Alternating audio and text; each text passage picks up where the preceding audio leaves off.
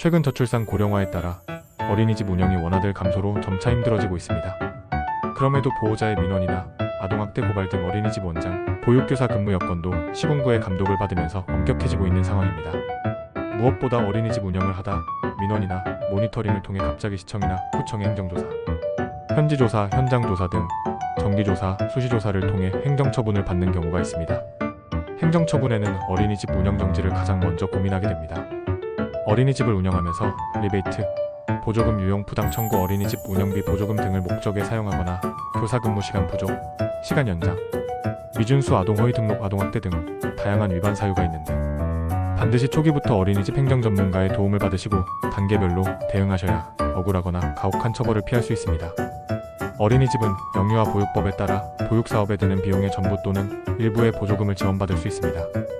그러나 어린이집이 이러한 보조금을 부정 수급할 경우 그 어린이집은 이미 교부된 보조금의 전부 또는 일부를 반환하는 명령을 받거나 어린이집 운영정지 처분 또는 어린이집 운영정지 또는 시설 폐쇄 처분을 받게 될 수도 있습니다.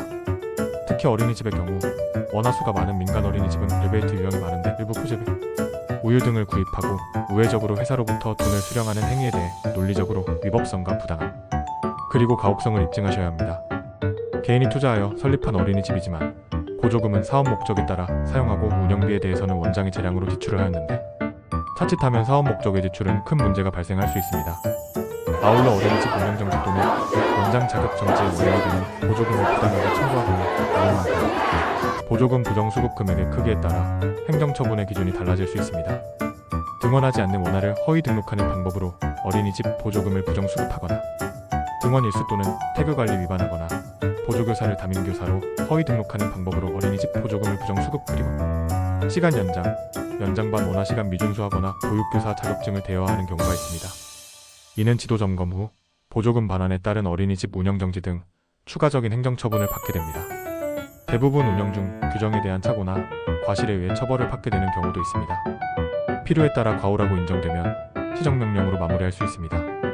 그러나 아무리 적법한 행정처분이고 해당 어린이집이 잘못이 있다고 하더라도 위반 행위, 동기 내용에 따라 감경받을 수 있기 때문에 의견 제출이나 행정심판 등을 하셔야 합니다.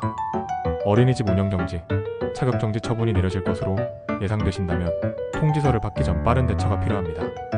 의견 제출이나 청구서 작성, 청문회 참석 등 적극 해명을 위한 행정, 법률적 검토와 대응 방안을 면밀하게 준비하셔서 단 한 번의 기회를 놓치는 일이 없도록 하셔야 합니다. 행정심판전문센터는 행정청으로부터 행정처분을 받았을 경우 행정처분이 타당성이 있는지, 부당한 점, 위법한 점, 가혹한 점 등을 다각도로 분석하여 행정불복을 하는 의견 제출, 이의신청, 행정심판을 의뢰인과 함께 행정사법을 준수하면서 진행하고 있습니다.